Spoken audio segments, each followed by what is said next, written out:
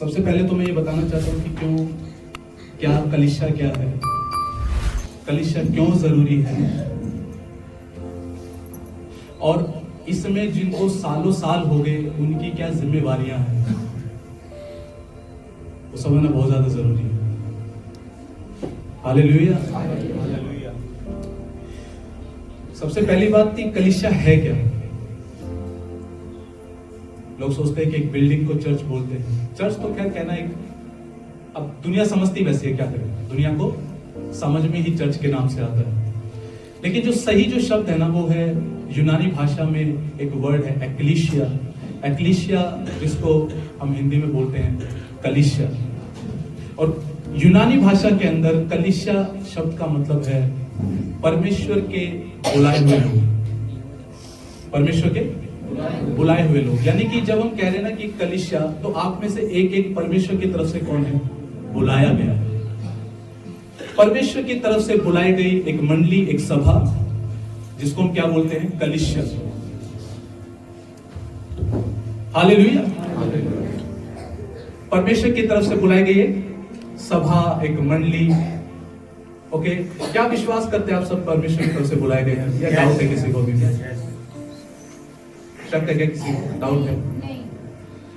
Hallelujah. तो हम सब मिलकर क्या बनाते हैं, हम कलीसिया बनाते हैं। हाँ, इस बिल्डिंग का महत्व यह है कि हमें एक प्लेस चाहिए जहां पे हम जाके वचन को सीख सके, परमेश्वर की आराधना कर सके। इस बिल्डिंग का उतना ही महत्व है, बिल्डिंग से ज्यादा महत्व जो है ना हम सबका है। पर यीशु मसीह जब मध्य आकाश में जब बातों पे आएगा, वो इस बिल्डिंग को उठाने नहीं आएगा, ओके, वो अपनी कलीसिया को लेने के लिए आएगा। नहीं आ रहा, प्रभु एक तेजों में, एक जो यीशु मसीह के स्वरूप और समानता में ढल चुकी एक ऐसी कलीसिया को लेने के लिए यीशु मसीह आ रहा है। पता आपको पता है, ये पवित्र आत्मा का युग है। 2025 सालों से ये पवित्र आत्मा का समय चल रहा है, और पवित्र आत्मा इस धरती पे रह के पता क्या कर रहा है, यीशु मसीह की दुल्हन को तैयार करने पे लगा हुआ, यीशु मसीह की कलीसिया को तैयार करने पे लगा हुआ 2025 साल से। और एक वक्त आएगा जब उसका ये काम और उसका ये समय पूरा हो जाएगा। हालेलुया। इसलिए जब तक टाइम है, जब तक समय, मैं आपको एक बात बताना चाहता हूं। 120 साल तक जो था ना, 120 साल तक नूह जहाज बनाता रहा। परमेश्वर ने नूह से बात किया, नूह को बोला, सुन नूह, मैं पूरी पृथ्वी पर जल प्रलय भेजने पर हूं, मैं समस्त पृथ्वी को नष्ट करने पर हूं। मेरी दृष्टि में केवल तू ही धर्मी पाया गया है, इसलिए तू और तेरा घराना बचेगा। और एक जहाज बना, एक क्या बना, एक जहाज बना। जो उस जहाज में बैठेगा ना वो बच जाएगा। नूह ने जहाज बनाना शुरू किया, जहाज बनाना शुरू किया, लोगों ने उससे पूछना शुरू किया, ए नूह, तू जहाज क्यों बना रहा है, इतना बड़ा जहाज बना के कहां जाएगा? उसने बोला कि परमेश्वर ने मुझसे बात किया है, जल प्रलय आएगी। जल प्रलय आते कहते उस समय तक पता नहीं था, क्योंकि परमेश्वर का वचन ही बताता, तब तक ओस से धरती सींची जाती थी, बारिश कभी उस समय तक कभी नहीं आई थी। 10 साल बीत गए, नूह अभी भी जहाज बना रहा है, प्रचार कर रहा है, कह रहा है कि मन फिराओ, जो इस जहाज में बैठ जाएगा वो बच जाएगा, जो नहीं बैठेगा एक दिन सब नष्ट हो जाएंगे। 20 साल बीतने के बाद जो है, लोगों ने नूह का मजाक उड़ाना चालू कर दिया होगा, और नूह तो क्या बोल रहा था, जल प्रलय आएगी, कुछ नहीं हुआ 20 साल, अरे मौज कर, मस्ती कर, कुछ नहीं होने वाला। वो बिल्कुल दृढ़ था कि परमेश्वर ने मुझसे बात किया है। 30 साल बीते, 40 बीते, 50 बीते, 120 साल बीत गए, 120 साल बीत गए। उस समय पे तो लोग ज्यादा जीते थे, स्वयं नूह जो था 600 650 साल जिया है। 120 साल बीत गए, अब सब सुस्त हो गए, सब अपने पापों में मगन है। उस समय के लोगों के बारे में ऐसा लिखा हुआ कि जो कुछ उनके विचारों में आता था सब गंदा आता था, सब बेकार आता था, अच्छा कुछ नहीं सोचते थे।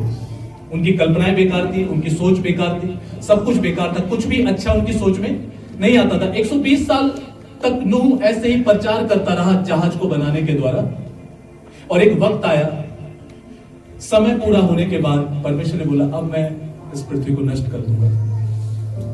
बाइबल ऐसा बताते हैं, आकाश के झरोखे खुल गए, 40 दिन रात बिना रुके नॉन स्टॉप बारिश हुई। लिखा है कि इतनी ज्यादा बारिश हुई कि पहाड़ डूब गए। हमारे यहाँ पे अगर 2-3 दिन 4 दिन बारिश हो, 4 दिन तो मैं ज्यादा बोल रहा हूँ, 2 दिन नॉन स्टॉप अगर बारिश हो जाती है क्या हाल होता है पता है? और इस सड़क का तो सबने देखा ही होगा क्या हाल होता है।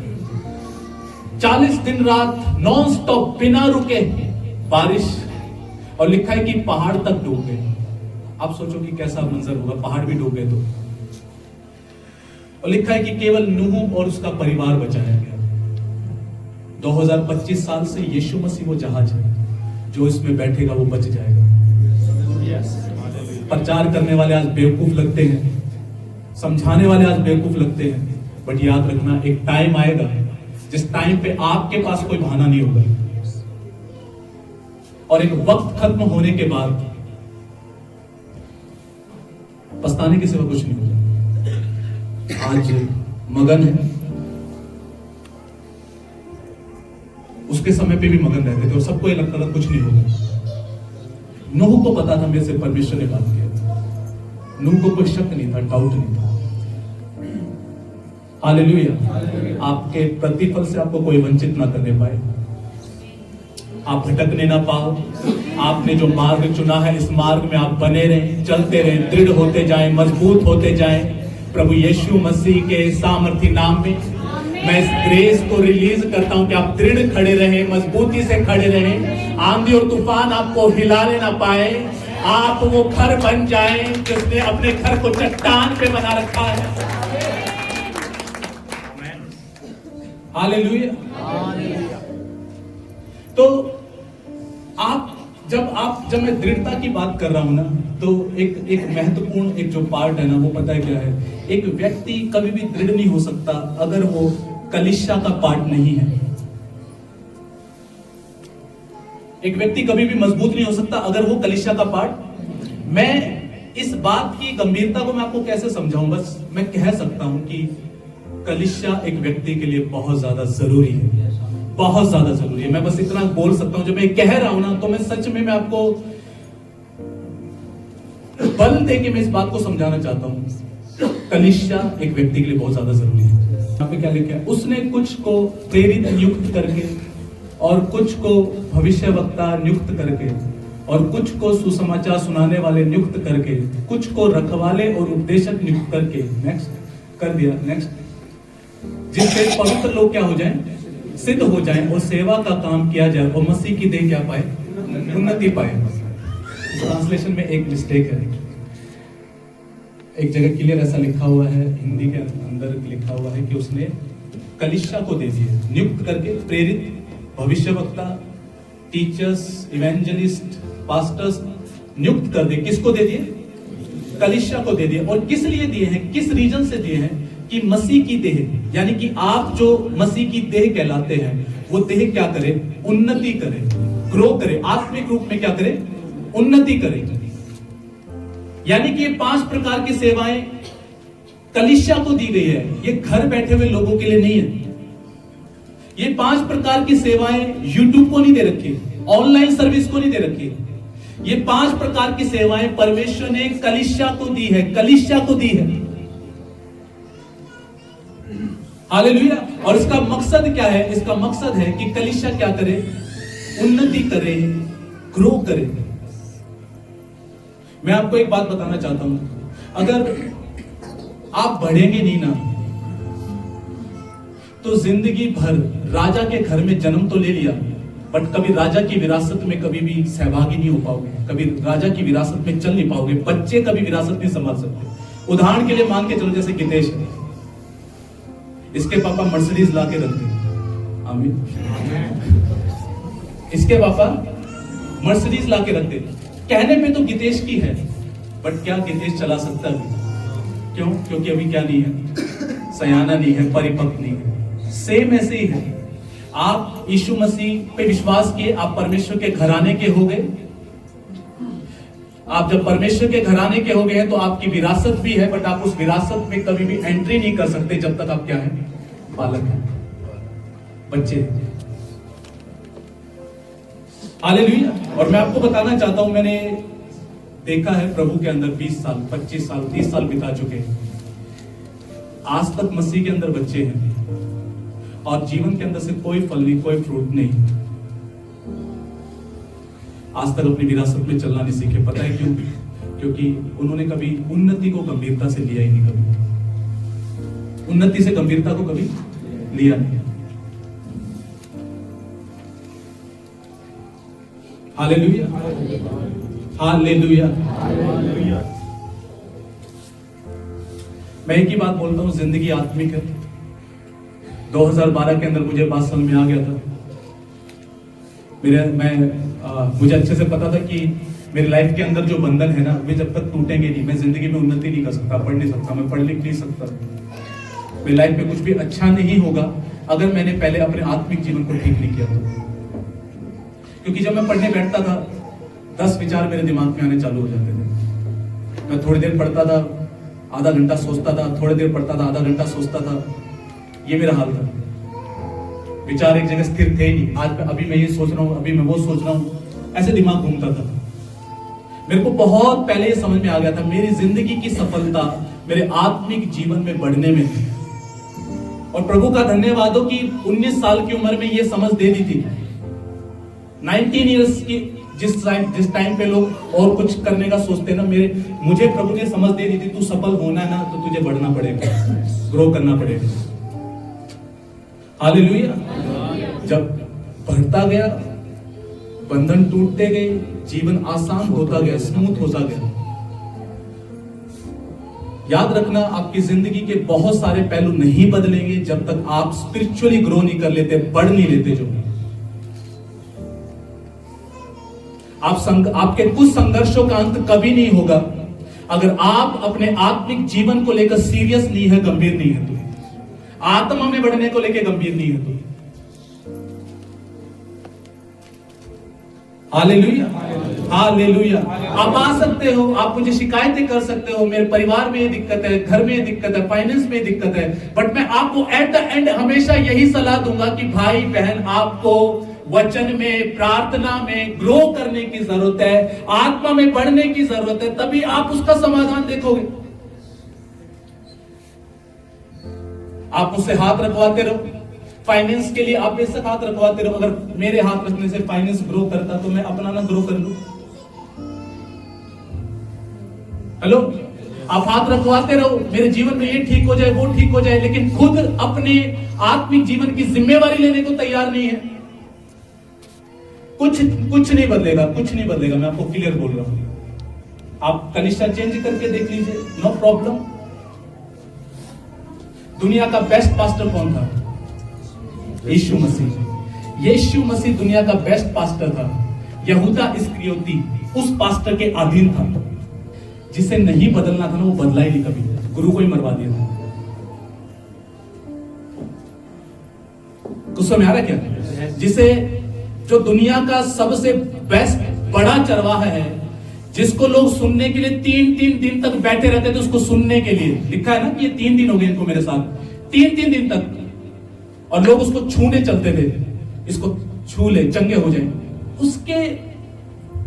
मैं तो किस खेत की गाजरों मूली हूं। वो इतना महान, वो स्वयं परमेश्वर, उसकी अधीनता में यहूदा इस्करियोती नहीं बदला। जिसको नहीं बदलना ना, वो कहीं नहीं बदल सकता। इसलिए प्लीज आप अपनी आत्मिक उन्नति को ना सीरियस लीजिए, गंभीर लीजिए। परमेश्वर ने 5 सेवाएं कलीसिया को दी है ताकि देह क्या पाए, उन्नति पाए। मैं तब तक किसी को नहीं बढ़ा सकता जब तक कि आपका खुद का कोऑपरेशन मेरे साथ नहीं है। तो आप मानते नहीं है, आप सुनते नहीं है, मैं कैसे बढ़ा सकता हूं? मैं बढ़ा सकता हूं क्या? मैं जबरदस्ती किसी के साथ नहीं कर सकता।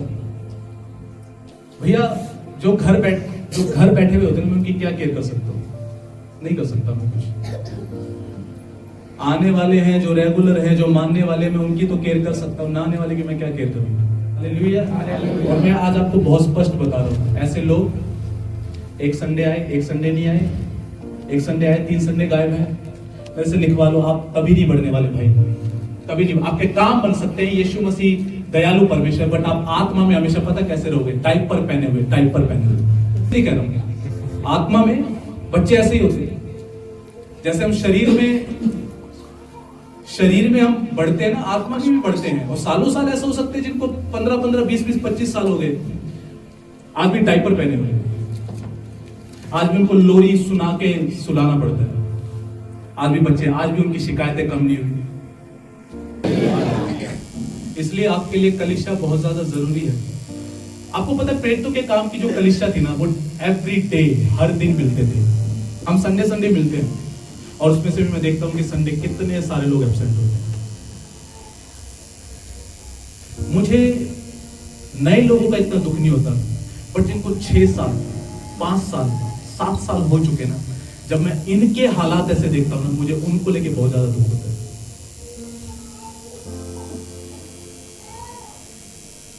और मैं ये सोचता हूं कि कब सीखेंगे, कब समझेंगे।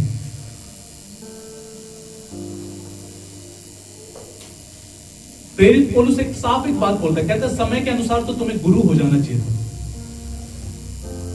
एक टाइम था जब मैंने कलीसिया शुरू की, मैं लोगों को बढ़ते हुए देखता था, मुझे लगता था कि यार ये मेरे से ना, मेरे को जितना बढ़ने में टाइम लगा ना, इनको बढ़ने में उतना टाइम नहीं लगेगा, बहुत तेजी से बढ़ेंगे। पर सोच बदलती गई। मैंने तो 2012 में कमिटमेंट कर दिया था, 13, 14, 15, 16 में तो परमेश्वर ने इस्तेमाल करना चालू कर दिया था। 3 या 4 साल मैं उस लेवल पे आ गया था जहां पे पास्टर ने मुझे क्लियर ये बोला था, अब आपकी उन्नति इस बात पे डिपेंड करती है, आपके द्वारा लोग बढ़ने चाहिए, तभी आप उन्नति करेंगे। जितना आप खा चुके हैं वो किसी को दीजिए, तब आप ग्रो करेंगे। मैं 3 या 4 साल में इस लेवल पे आ गया था। मैं 17 के अंदर जस्ट स्टार्ट किया, और मैं आपके हालात देख सोच मैं आप लोगों के हालात देखूं तो लगता है कि यार अभी तो बहुत टाइम लग रहा है ग्रो करने में, पढ़ने में। जहां मसीह की देह इनके द्वारा उन्नति पाए, सेवा का काम पूरा हो, अभी ये होने में वक्त है।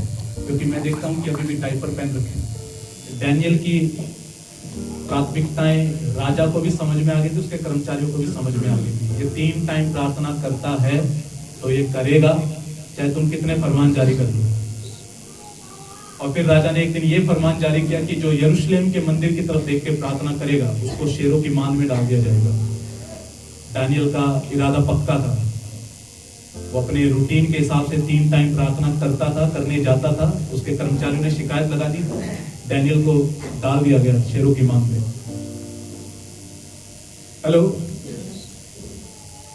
कुछ चीजें सबको समझ में आ जानी चाहिए। आपकी प्राथमिकता परमेश्वर को लेकर समझ में आ जानी चाहिए कि मेरे लिए प्रभु इंपॉर्टेंट है, परमेश्वर इंपॉर्टेंट है, उसका वचन इंपॉर्टेंट है, आराधना इंपॉर्टेंट है। बाकी चीजें 6 दिन है, 6 दिन मिलो, 6 दिन खाओ पियो, 1 दिन परमेश्वर की तरफ से ठहराया गया है, और वो दिन केवल परमेश्वर का है।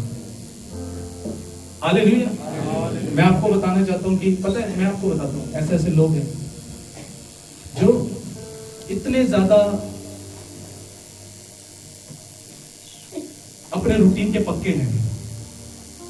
वो प्रभु यीशु मसीह को नहीं जानते, बट अपने रूटीन को लेके इतना पक्के हैं, इतने ज्यादा पक्के हैं कि वो उससे कभी कॉम्प्रोमाइज नहीं करते। नेवर, कभी कॉम्प्रोमाइज नहीं करते। आज हमारे साथ दिक्कत क्या है, हम हर समझौता करने को तैयार हैं, हर कॉम्प्रोमाइज करने को तैयार है, हर रिश्तेदार के साथ करने को तैयार है।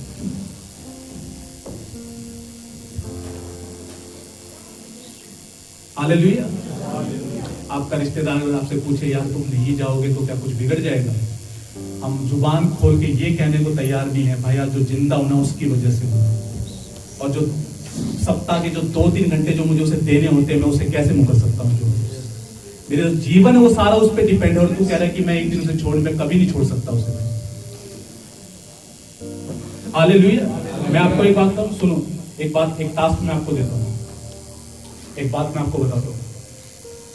आपको पता है झूठ इतना तेजी से क्यों फैल रहा है? क्योंकि हम ना सच बोलने को तैयार नहीं है।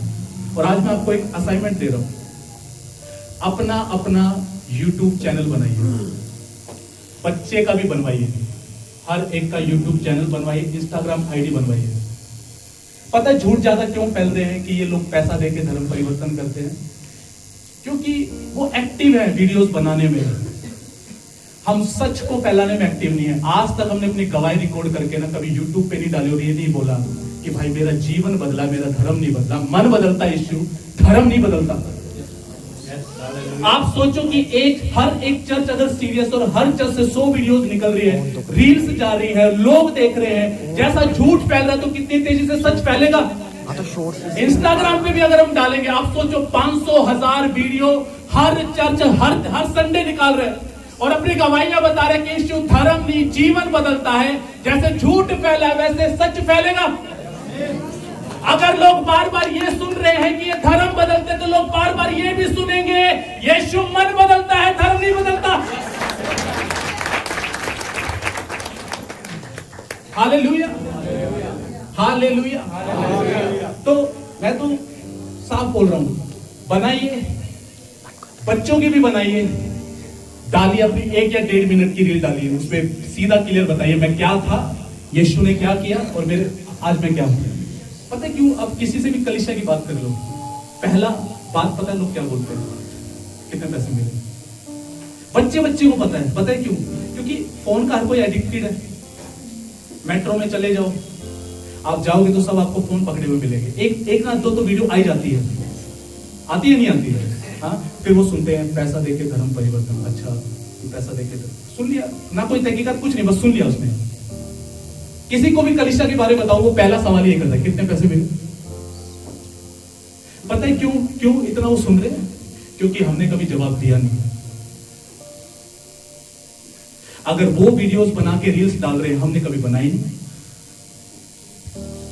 जितना ज्यादा वो सुन रहे हैं, अगर सोचो कलीसियाओं से हजारों वीडियोस जब निकलेगी, यीशु धर्म नहीं जीवन बदलता है, धर्म नहीं जीवन बदलता है, धर्म नहीं जीवन बदलता है। तो वही जो मेट्रो में जा रहे हैं, ट्रेन में जा रहे हैं, प्लेन में जा रहे हैं, और जब वो खाली टाइम में जब खोलेंगे तो उनको ये नजर आएगा यीशु धर्म नहीं जीवन बदलता है, जीवन बदलता है, जीवन बदलता है।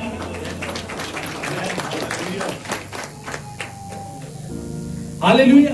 तो आप सोचो कि कितनी सारी, अब जब वो झूठ इतनी बार सुन रहे हैं, सच भी तो सुनेंगे, सच भी तो सुनेंगे।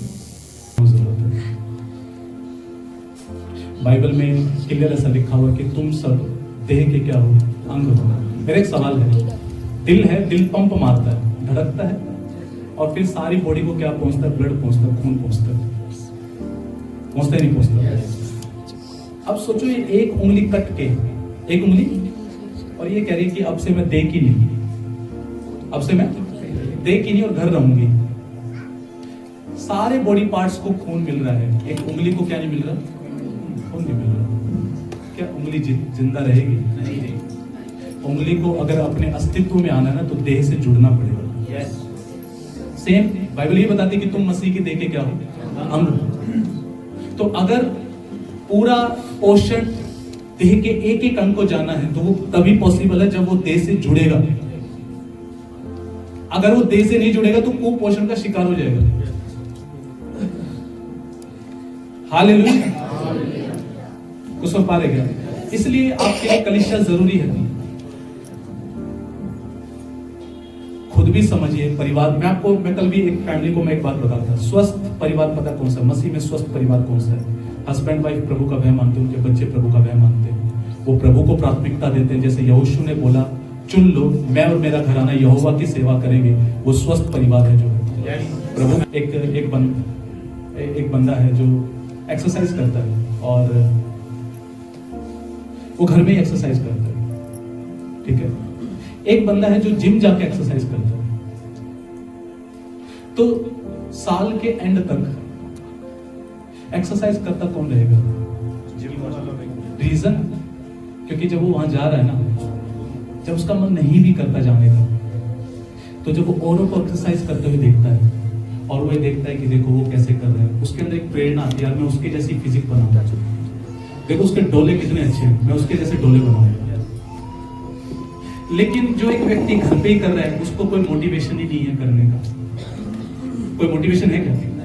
अधिकतर कुछ लोग कर लेते हैं, वो 100 में से इक्के दुक्के होते हैं, बट हर कोई ऐसा नहीं होता। उन्हें मोटिवेशन वहीं जाके मिलता है, जिम में जाके मिलता है। सेम ऐसे ही है भैया, कलीसिया में जब हम आते हैं ना, जब हम लोगों को बढ़ता हुआ देखते हैं, कितने सारे, मेरे को बहुत अच्छे से पता है, यहाँ पे कुछ ऐसे लड़के हैं जो सिर्फ औरों को देखते रहे कि बढ़ रहे हैं, मैं भी बढ़ूंगा। एक कोयला अलग रखा हुआ बुझ जाएगा, कोयला जब बाकी कोयलों के साथ मिक्स होगा ना, तो जलता रहेगा।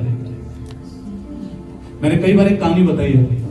एक बार एक बंदे ने पास्टर को जाके बोला, बोले सर अब मैं नहीं आऊंगा कलीसिया, मुझे कलीसिया की जरूरत नहीं, अब मैं सयाना हो गया। पास्टर ने कुछ रिप्लाई नहीं किया। पास्टर ने बोला कि अच्छा ठीक है मत आना।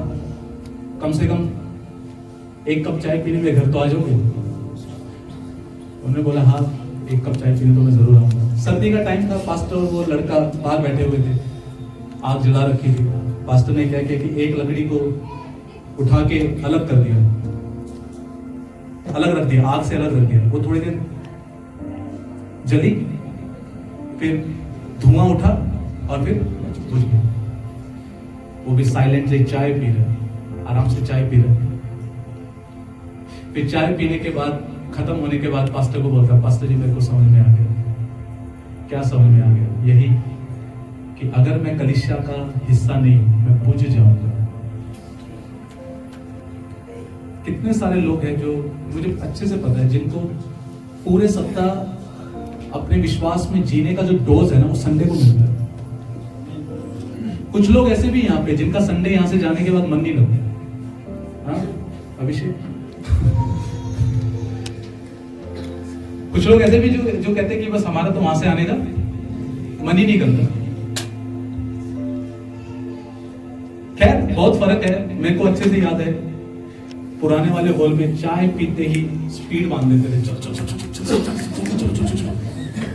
तो पता नहीं क्या हो जाएगा, यहाँ पे रुक जाएंगे तो। बट शुक्र है प्रभु का, और मैं हमेशा ये सोचता था प्रभु वो कब टाइम आएगा जब एक दूसरे के साथ बैठेंगे, बात करेंगे, कुछ रुकेंगे। आज वो टाइम है। लोग करते हैं ऐसे, बात करते हैं, बैठते हैं, एक दूसरे को जानते हैं। हालेलुया। मैं आपको एक बात बताता हूँ, कलीसिया सुनो, जब हम प्रभु में आए, देखो मैं तो अपना बताता हूँ, जब हम प्रभु में आते हैं तो हम जिनके साथ थे ना, वो हमें फिर पसंद नहीं करते। करते हैं क्या पसंद? नहीं करते। ना तो हमें उनकी बातों में मजा आता, ना उन्हें हमारी बातों में मजा आता। समझना होगा कि प्रभु के बंदे, यीशु मसीह ने बोला कौन है मेरा भाई, कौन है मेरी बहन? वो जो मेरे स्वर्गीय पिता की इच्छा पे चलते हैं। हेलो, आप समझ पा रहे क्या? सो अगर मुझसे फैमिली के बारे में बात किया जाए, और मैं आपको बताता हूं पहले से ज्यादा बड़ी फैमिली है, पहले से ज्यादा ब्लेस्ड है। और सुनना ध्यान से, कई लोग बोलते हैं खून का रिश्ता नहीं है। भैया खून का रिश्ता क्यों नहीं है? आपके अंदर भी यीशु का लहू बहता है, मेरे अंदर भी यीशु का लहू बहता है, वही आत्मा है। आपके अंदर भी वही पवित्र आत्मा है, मेरे अंदर भी वही पवित्र आत्मा है। एक ही बपतिस्मा है। ना कोई यहूदी है, ना कोई यूनानी है, ना कोई जाट है, ना कोई ब्राह्मण है, ना कोई ऊंचा है, ना कोई नीचा है, ना कोई अमीर है, ना गरीब है, परमेश्वर के ठहराने के हैं। कलीसिया मत ढूंढिए, फैमिली ढूंढिए। और जब आप परमेश्वर के घर में जब आप जड़ पकड़ते हैं ना, एक के बाद एक आप देखेंगे कि आपके जीवनों में शारीरिक छुटकारा भी आएगा, फाइनेंशियल छुटकारा भी आएगा, हर प्रकार का छुटकारा आपके जीवनों में स्लोली स्लोली एंट्री करना चालू करेगा। हालेलुया। कितने लोग अंडरस्टैंड कर रहे हैं, कितने लोग समझ पा रहे इस बात को? याद रखना, परमेश्वर का राज्य जो है ना, वो ऐसे ही काम करता है। यीशु मसीह ने बोला कि एक औरत थी जिसने थोड़ा सा खमीर लिया और आटे में मिला दिया, थोड़ी देर बाद सारा आटा खमीर हो गया। सेम ऐसे ही है, जब परमेश्वर का राज्य आपके जीवन में आता है, वो धीरे धीरे आपके जीवन के हर क्षेत्र को छूना चालू करता है। आपके फाइनेंस को भी छूता है, आपकी हेल्थ को भी छूता है, आपके परिवार को भी छूता है, और जहां जहां पे कमियां हैं वहां पर परमेश्वर धीरे धीरे काम करता जाता है। लेकिन शुरुआत कैसे? पहले जड़ तो पकड़िए घर के अंदर, पहले कलीसिया का हिस्सा तो बनिए, पहले इस सब मैटर से बाहर तो आइए। कि सालों साल लोग सिर्फ कलीसिया इसलिए आते कि मेरा काम बन जाए, मेरा काम बन जाए, मेरा काम सिद्ध हो जाए, काम बन जाए, इसलिए कभी होता भी नहीं उनकी लाइफ के अंदर। और कुछ में मैं देखता हूं हो भी जाते ना, तब भी नहीं आते। एक बार एक बहन ने प्रार्थना करवाया, फोन पे प्रार्थना करवाया, 3 साल से पेट दर्द। मैं कभी मिला नहीं, फेस टू फेस कभी देखा नहीं हुआ, कहीं से नंबर मिला तो कॉल कर लिया, प्रेयर किया, इंस्टेंट ही, सदा के लिए ही चंगाई। मैंने कहा कि कम से कम आके गवाही तो दीजिए, जब प्रभु बुलाएगा ना तब आएंगे। मैंने कहा बहुत अच्छी बात है प्रभु, तू नहीं देता लोगों को चंगाई ना, एकदम से कम से कम। आप कैसे उस कलीसिया की आत्मा से जुड़ सकते हैं? हर कलीसिया के ऊपर स्पिरिट होगी, पता आपको? इस कलीसिया के ऊपर भी स्पिरिट है, इसलिए आत्मा होती है, उस आत्मा से हम कैसे कनेक्ट हो सकते हैं? जब तक पहले आप देह के अंग नहीं बने तो आप स्पिरिट से कैसे कनेक्ट हो सकते हैं? हालेलुया। कुछ समझ पा रहे हैं? कुछ समझ आ रहा है? अब ध्यान से सुनना। अब जो सयाने होते जा रहे हैं ना, उनके लिए भी कुछ बातें कहना चाहता हूं, सुनो ध्यान से। वो चर्च नहीं है जहां पे रोक टोक नहीं है, वो क्लब है। हालांकि क्लब में भी बदतमीजी करने के बाद ना बाउंसर बात फेंक देते हैं लोग।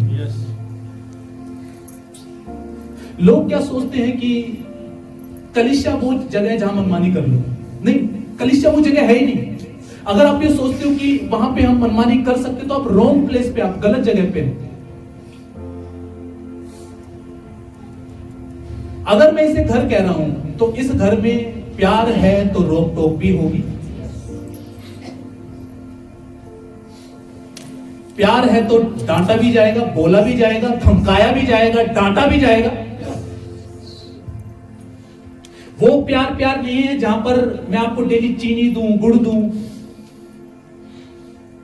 डायबिटीज हो जाएगी। हेलो, कितने लोग सुन पा रहे हैं?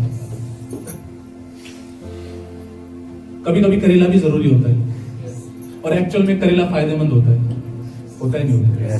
अरे करेला फायदेमंद होता है, 100% फायदेमंद होता है। यही रियल कलीसिया है कि वो फिर घर ही नहीं है जहां खुला छोड़ दिया जाए, जो मन करे वो करो। वो घर नहीं है, फिर क्लब बन जाएगा, सब बेकार हो जाना वहां पे, जहां कोई रूल्स नहीं, नियम नहीं। क्या घर के अंदर नियम नहीं होते? क्या घर के अंदर रूल्स नहीं होते? तो जब मैं इसे घर कह रहा हूं तो इसके भी रूल है, नियम है। आज भी डांट का बुरा मानता हूं या मानती हूं तो मैं अभी भी बच्चा और बच्ची हूं। हाँ, कुछ समझ आ रहा है क्या? अगर मेरे को आज भी डांट बुरी लग जाती है तो मैं कैसा हूं? बच्चा। मुझ में अभी भी सयानेपन की कमी है। मैं आज आपको एक बात बोलूं, सुनना ध्यान से, सुनो। जब इस दरवाजे से यहां आते हो ना, अपने टाइटल उतार दो। ना आप यहां टीचर हो, ना आप डॉक्टर हो, ना वकील हो, आप इस घर के बेटा और बेटी हो। अगर टाइटल के साथ अंदर आओगे ना तो बुरा ही लगता रहेगा। जो कुछ समझ आ रहा है क्या? कितने लोग अंडरस्टैंड करें, कितने को बात समझ आ रही है?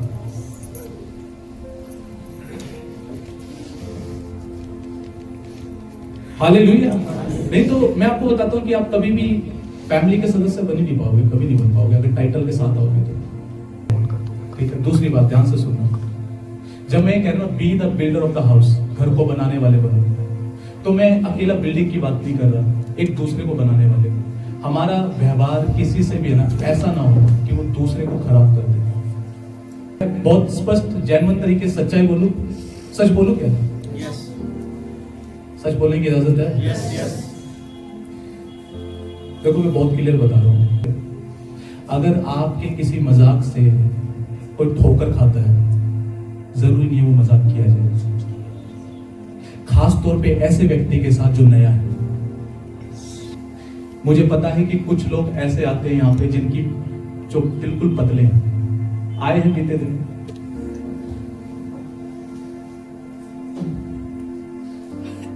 अब अगर उनकी पैंट नहीं रुक रही है, क्या ये मजाक उड़ाने वाला विषय है? क्या पता आपके इसी मजाक को सुन के वो व्यक्ति नेक्स्ट टाइम आना भी नहीं चाहते। हमें सीखना है कि हमें नयों के साथ कैसा व्यवहार करना है। दुनिया तो उन्हें गालियां दे रही है, दुनिया तो उन्हें ठुकरा रही है। अगर यहां पर भी आके उन्हें ये मिलेगा, वो कभी नहीं आएंगे। एटलीस्ट यहां से तो प्यार रहना चाहिए पुराने लोगों के अंदर से। क्या मैं गलत कह रहा हूं, सही कह रहा हूं? आप ही ने बोला था सच कहने की इजाजत है, इसलिए बोल रहा हूं। इजाजत है ना? बिल्कुल। इसलिए प्लीज नए लोगों के साथ कैसा व्यवहार है ना, बहुत समझदारी से इस चीज को देखिएगा। हमें ऐसा इंपैक्ट छोड़ना है कि वो दोबारा आए, वो प्रभु को जाने। हमें ऐसा प्रभाव नहीं देना कि यार वो अगली बार आना भी ना चाहे। तो मुझे वो व्यक्ति नहीं बनना कि मैं किसी के खराब होने का रीजन बन जाऊं। सुनो, यीशु मसीह कौन है? यीशु मसीह जो है कलीसिया का, बाइबल ये बताती है कि वो दूल्हा है। कलीसिया क्या है? दुल्हन है। ठीक है, अब मेरा एक सवाल है, मान के चलो कि राजा का सिस्टम कौन से देश में भी तो बता सकता है? दुबई में है अभी भी ना? दुबई में है राजा का सिस्टम। राजा की वाइफ का मजाक बनाया जा रहा है, राजा को इस बात की खबर लगी। मेरा एक सवाल है, क्या राजा का फेवर उन लोगों पे आएगा कभी? बिल्कुल भी नहीं आएगा। इस बात को अंडरस्टैंड करना, जब आप देह को बनाने वाले होते ना तब फेवर आता है, देह को बिगाड़ने वाले के ऊपर कभी फेवर नहीं आता, कभी फेवर नहीं आता। हाँ, तो हमें ये सोचना है कि यार मेरे को बनाने वाला बनना है, बिगाड़ने वाला नहीं बनना। और पुराने लोगों से मैं क्या उम्मीद करता हूं पता है क्या है? मैं ये उम्मीद करता हूं कि पास्टर जी कुछ बोझ हम भी ले लेते हैं, कुछ बोझ हम भी ले लेते हैं। मैं ये उम्मीद नहीं करता कि पास्टर जी बोझ में है ले पास्टर और बोझ, ये काम मत करो प्लीज।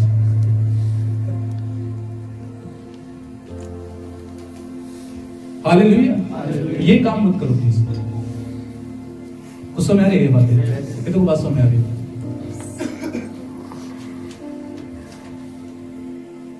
बल्कि मैं पता है क्या उम्मीद करता हूँ पुराने लोगों से? मैं ये उम्मीद करता हूँ कि मान के चलो कोई आपसे ठोकर खा भी गया, आपका फर्ज ये बनता है जाके कम से कम सॉरी तो बोलते, हम क्या छोटे हो जाएंगे? माफी तो मांग ली। हेलो हेलो, कुछ समझ आ रहा है क्या? अंडरस्टैंड करें क्या बनना है? देखो बनाने वाला, बिगाड़ने वाला नहीं, देखो फाड़ने वाला नहीं, खराब करने वाला नहीं। मसीह की देह को समझो, क्या है मसीह की देह? आप सुन पा रहे क्या?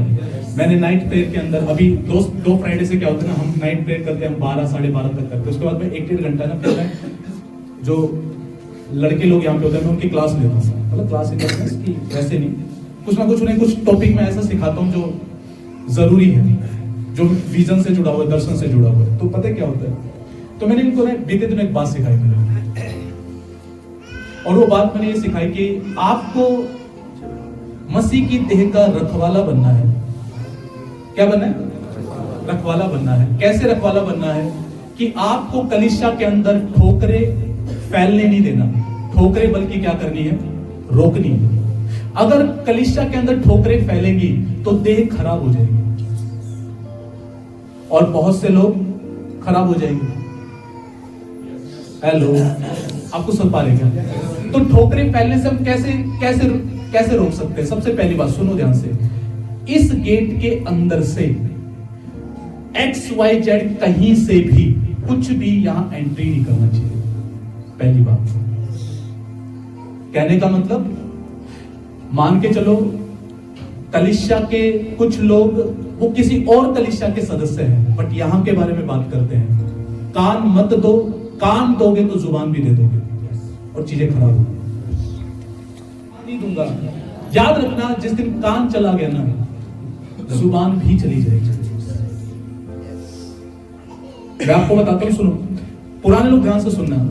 आपको पता है, एक बार मैं पास्टर सामस से बात कर रहा था और एक टॉपिक पे बात हुई। उन्होंने एक बहुत अच्छी बात समझाई। जो उन्होंने बोला कि जब हम सचमुच में किसी अनुग्रह के अधीन होते हैं, जुड़े हुए होते हैं ना, उन्होंने बोला पास्टर ऐसा होगा कि शैतान आपसे लड़ेगा कि आप उस अनुग्रह से अलग हो जाए।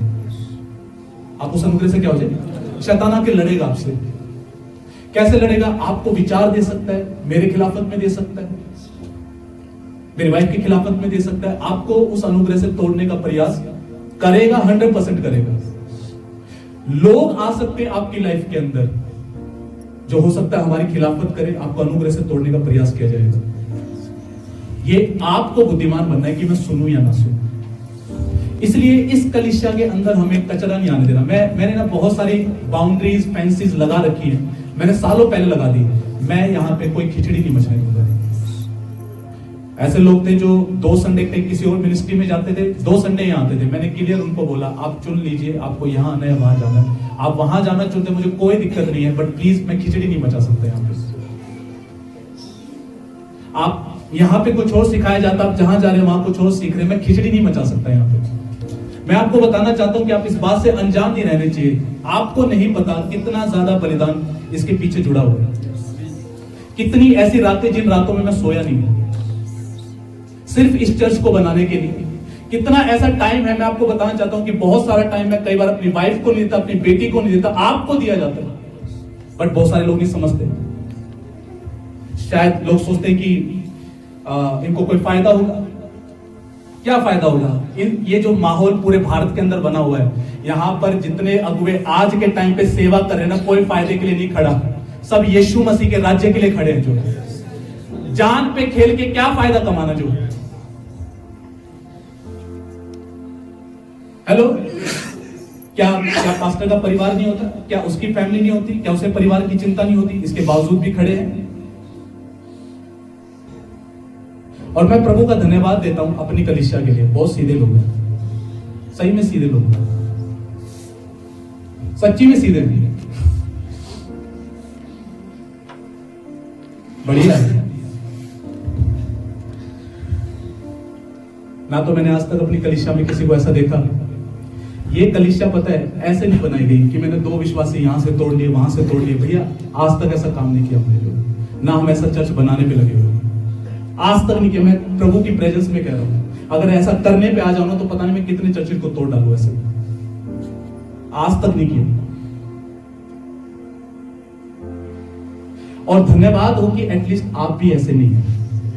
और मैं चाहता भी नहीं ऐसे बने कभी कि हमारे चर्च में आ जाओ, हमारे चर्च में आ जाओ। नो, कभी मत करना। क्योंकि ये देह को फाड़ने जैसा है, देह को तोड़ने जैसा है, फाड़ने जैसा है, खराब करने जैसा है। ये मसीह की देह है तो वो भी मसीह की देह है। तीसरा चर्च भी मसीह की देह है, वो चर्च भी मसीह की देह है। सब मसीह की कलीसियाएं हैं। हम फाड़ने वाले नहीं होने चाहिए, बनाने वाले होने चाहिए। याद रखना, जहां से फाड़ने की बात आती है ना, मैं आपको क्लियर बता देता हूं, वो व्यक्ति हो सकता है इतना सयाना ना हो, बट उसके पीछे कोई और शक्ति काम कर रही है, कोई और काम कर रहा है। इतना समझना जो। हालेलुया। मेरे पास एक बार एक बंदा आया, यहीं पे इसी रोड पे जब आगे चले जाते तो एक, मैं आज तक उस कलीसिया में, मुझे नहीं पता वो कलीसिया कहाँ पे, बस मुझे पता है कि इस रोड से आगे है एक कलीसिया, एक पास्टर है। मैं आज तक मिला भी नहीं हूँ उससे जो है। तो वहां से एक बंदा आया, मुझे लगा कोई नया बंदा है, फर्स्ट टाइम आया मेरे पास आया, और वो मुझसे बोला कि मैं उसकी आराधना करने के तरीके से मुझे लग रहा था कि ये पहले से विश्वासी है, पहले से जानता है प्रभु। तो मैं लास्ट में उससे मिला, तो मैंने कहा कि आप कहीं और से आए क्या? बोले कि हाँ, यहीं पे आगे कलीसिया में वहां से आया हूँ। और बोले कि अब से मैं यहीं आया करता। तो मैंने उससे एक कारण पूछा, मैंने कहा क्यों यहाँ क्यों आना चाहते हो? तो उसने कुछ कारण दिए, अपने पास्टर से रिलेटेड, कलीसिया से रिलेटेड कुछ ठोकरों के कारण दिए मुझे। तो मैंने कहा कि आप ठोकरे खा के वहां से यहाँ आए हो, फिर एक दिन यहाँ ठोकर खाओगे, फिर कहाँ जाओगे? मैंने कितने साल हो गए उनके साथ आपको? बोला 10 साल। मैंने कहा 10 साल, इन 10 सालों में आपको ये याद नहीं आया कि कितनी बार आपके लिए वो बंदा खड़ा हुआ होगा? आज छोटी सी बात से आप यहाँ पे आ गए। आपने 10 साल में ये याद नहीं किया कि कितनी बार वो बंदा आपके लिए रोया होगा, आपके लिए प्रार्थना की होगी, आपको समझाया होगा, जहां आपको जरूरत पड़ी होगी वो खड़ा होगा। और आज आप ठोकर, केवल 2-4 बातें आपको पसंद नहीं और आप यहाँ पे आ गए। आप कल को यहाँ से भी जाओगे, नेक्स्ट टाइम नहीं आया वो। और प्रभु का धन्यवाद हो नहीं आया, मैं चाहता भी नहीं। मैं सच्ची बताऊं, दिल से बता रहा हूं, मैं प्रभु को एक बात बोलता हूं, प्रभु मुझे वो लोग चाहिए जो बिल्कुल फ्रेश है, जिनके अंदर नींव है ना मैं खुद डालूंगा। मुझे कोई और नींव पे घर नहीं बनाना, मुझे अपनी नींव डाल के उन पे घर बनाना है। हालेलुया। मैं बिल्कुल 100% ये चाहता हूं कि नए लोग आने चाहिए, अविश्वासी लोग आने चाहिए। उन लोगों को जगाने में, सिखाने में मुझे बिल्कुल मजा नहीं आता। पहले तो उनकी पुरानी नींव तोड़ो, फिर अपनी नींव डालो, फिर बनाओ, ज्यादा मेहनत लगती है। नए बंदे आने चाहिए, नॉन बिलीवर आने चाहिए, अविश्वासी आने चाहिए। उन पर अपना घर बनाने में मैं इंटरेस्टेड हूं। मैं आपको एक बात बताता हूं, सुनो ध्यान से। जब फाड़ने वाले जब हम होते हैं ना, और जब हम प्रभु बोझ लेते हैं, उनके बारे में प्रेरित पौलुस लिखता है कि वो अपने ऊपर खाने पीने से दंड लेके आ रहे हैं। इसलिए कहता है तुम में से बहुत से रोगी हैं, बहुत से बीमार हैं, बहुत से सो भी गए। क्यों? क्योंकि देह को अंडरस्टैंड नहीं किया। उनके बारे में प्रेरित पौलुस लिख रहा है। अगर आप बढ़ना चाहते हैं, ग्रो करना चाहते हैं, मैं पुराने लोगों से मैं कह रहा हूं, बिल्डर बनना है, तोड़ने वाला नहीं बनना, खराब करने वाला नहीं बनना। ओके? दूसरी बात, ये वायदा कर लो अपने आप से, सरदर्द नहीं बनना। सरदर्द नहीं बनना।